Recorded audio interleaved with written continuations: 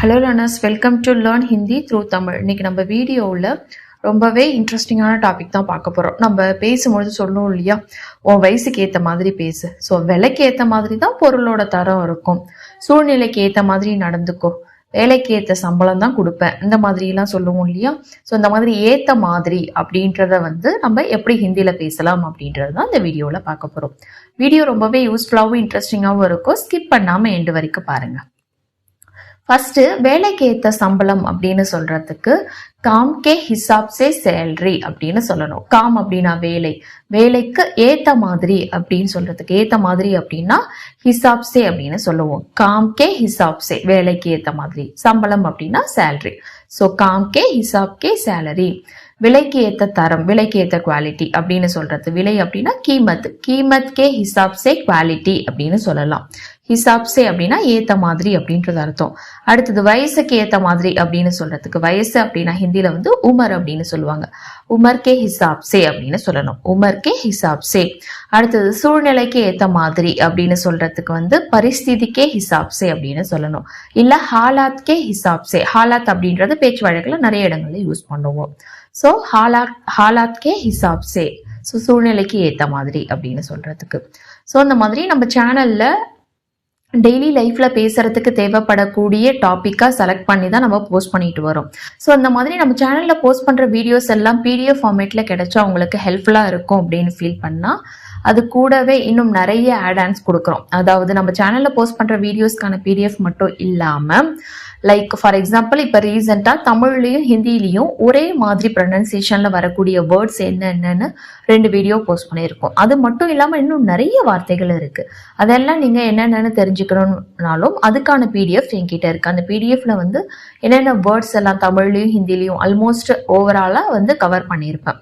So அதெல்லாம் தெரிஞ்சுக்கணும்னாலும், நீங்கள் ஒரு பிகினராக இருக்கீங்க, இப்போ தான் ஹிந்தி பேச ஸ்டார்ட் பண்ணுறீங்க, உங்களுக்கு எப்படி எதுலேருந்து ஸ்டார்ட் பண்ணி படிக்கிறது அப்படின்றது தெரியல அப்படின்னா, ஸோ அதுக்கான பேசிக் வேர்ப்ஸு, டெய்லி லைஃப்பில் தேவைப்படக்கூடிய சென்டென்ஸ், இது எல்லாமே PDF ஃபார்மேட்டில் என்கிட்ட இருக்குது.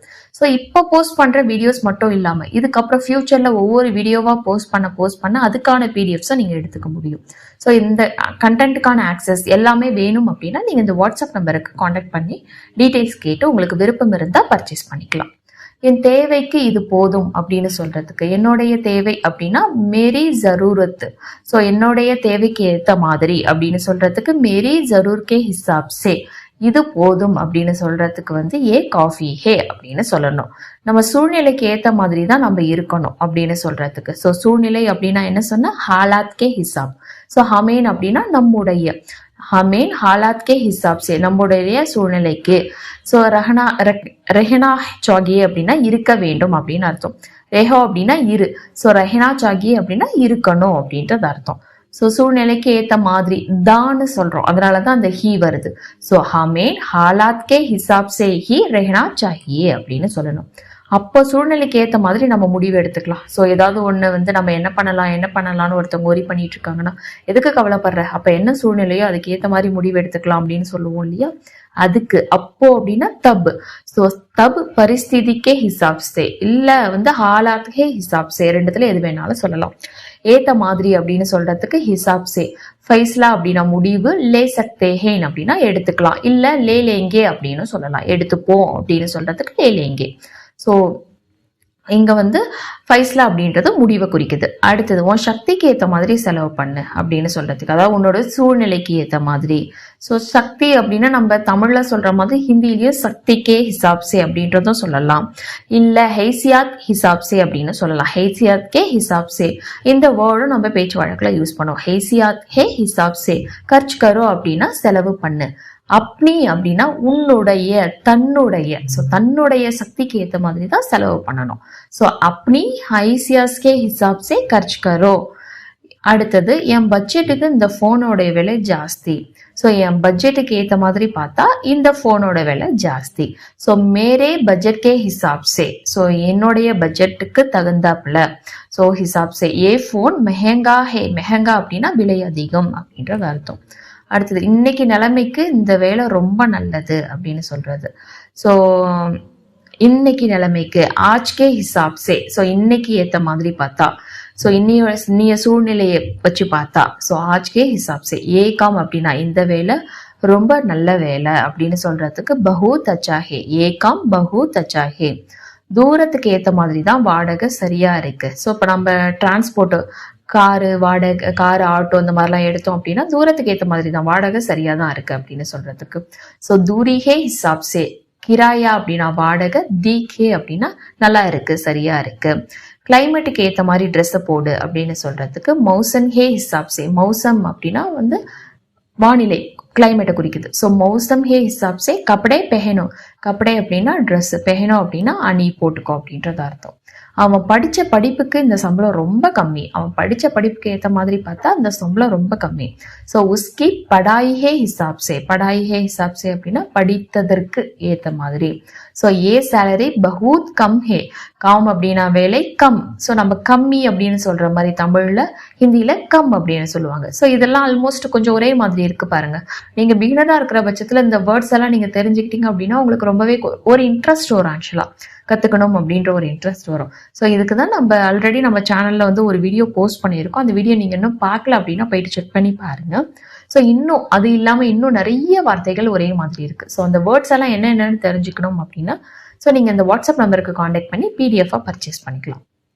அவன் ஸோ இந்த விலைக்கு இந்த பொருளோட குவாலிட்டி ரொம்ப கம்மி அப்படின்னு சொல்றதுக்கு இஸ் கீமத் கே ஹிசாப் சே.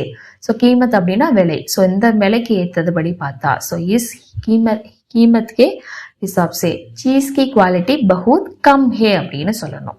ஸோ இந்த வீட்டோட அளவுக்கு வாடகை ரொம்ப ஜாஸ்தி, வீடு ரொம்ப சின்னதா இருக்கு பட் வாடகை ரொம்ப ஜாஸ்தி அப்படின்னு சொல்றதுக்கு घर के साइज के हिसाब से, घर के साइज के हिसाब से किराया बहुत ज्यादा है, ஜாஸ்தி அப்படின்னு சொல்ற மாதிரி இங்க ज्यादा है அப்படின்னு சொல்லுவோம்.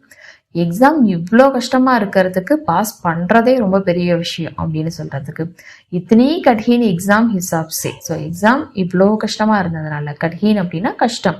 ஸோ சிர்ஃப் பாஸ் ஹோனா, பாஸ் பண்றதே அப்படின்னு சொல்றதுக்கு ஸோ சிர்ஃப் பாஸ் ஹோனா பி, படி காம்யாபி ஹே, காம்யாபி ஹே அப்படின்னா வந்து ஒரு பெரிய சவாலான விஷயம் அப்படின்றத சொல்ற போது வந்து காம்யாபி ஹே அப்படின்றத சொல்லுவோம். ஸோ உன் வயசுக்கு ஏற்ற மாதிரி பேசு, அப்படி உமர்கி ஹிசாப் சே பாத் கரோ, பாத் கரோ அப்படின்னா பேசு. ஸோ அப்படி அப்படின்னா உன்னுடைய, உமர்கே ஹிசாப் சே அப்படின்னா வயசுக்கு ஏற்ற மாதிரி பேசு அப்படின்னா பாத் கரோ. ஸோ உன் வயசுக்கு ஏற்ற மாதிரி நடந்துக்கோ அப்படின்னு சொல்றதுக்கு அப்படி உமர்கே ஹிசாப் சே வியாபார் கரோ அப்படின்னா, வியாபார் கரோ அப்படின்னா வியாவஹார் கரோ. ஸோ வியவஹார் கரோ அப்படின்னா வந்து நடந்துக்கோ, பிஹேவ் பண்ணிக்கோ அப்படின்றது அர்த்தம். அடுத்தது பெரியவன் ஆகிட்டான், குழந்தைங்க மாதிரி நடந்துக்காத. ஸோ பெரியவன் ஆகிட்ட, குழந்தை மாதிரி நடந்துக்காத. ஸோ படே ஹோ கயி ஹோ அப்படின்னா பெரியவன் ஆயிட்ட, பெரிய பிள்ளை ஆயிட்ட. ஸோ நம்ம வீட்டில் இருக்கிற குழந்தைங்களை வந்து அடம் பிடிக்கும்போது சொல்லுவோம் இல்லையா, நீ பெரிய பிள்ளை ஆயிட்ட, எதுக்கு அடம் பிடிச்சிட்டு இருக்க, எதுக்கு அவங்ககிட்ட சண்டை போட்டுட்டு இருக்க, இந்த மாதிரி எல்லாம் பேசும்பொழுது படா அப்படின்னா பெருசு. ஸோ படே ஹோ ஜாயே ஹோ அப்படின்னா பெரியவன் ஆகிட்ட, ஹோ ஜாயே ஹோ. பச்சோன், பச்சோன் அப்படின்னா குழந்தைங்க மாதிரி, ஜெய்சே பச்சோன் மாதிரி அப்படின்னா ஜெய்சே. ஸோ பச்சோன் ஜெய்சி ஹராஹத் மத் கரோ, மாதிரி நடந்துக்காத, அந்த மாதிரி பிஹேவ் பண்ணாத, ஹராஹத் மத் கரோ அப்படின்னு சொல்லணும். ஸோ இன்னைக்கு நம்ம பார்த்த எல்லா சென்டென்ஸுமே வந்து உங்களுக்கு டெய்லி லைஃப்ல பேசுறதுக்கு கனெக்ட் ஆகிற மாதிரியான இருக்கிற சென்டென்சஸ் தான் நம்ம பார்த்தோம். வீடியோ உங்களுக்கு யூஸ்ஃபுல்லா இருக்கும் அப்படின்றத நம்புறேன். வீடியோ பிடிச்சிருந்தா லைக் பண்ணுங்க. உங்களை மாதிரியே ஹிந்தி லேர்ன் பண்ற ஃப்ரெண்ட்ஸ் அண்ட் ஃபேமிலிக்கு நம்ம வீடியோஸை ஷேர் பண்ணுங்க, உங்களுக்கும் யூஸ்ஃபுல்லா இருக்கும். நெக்ஸ்ட் வீடியோல பார்க்கலாம். தேங்க்ஸ் ஃபார் வாட்சிங். நன்றி, தன்யவாத்.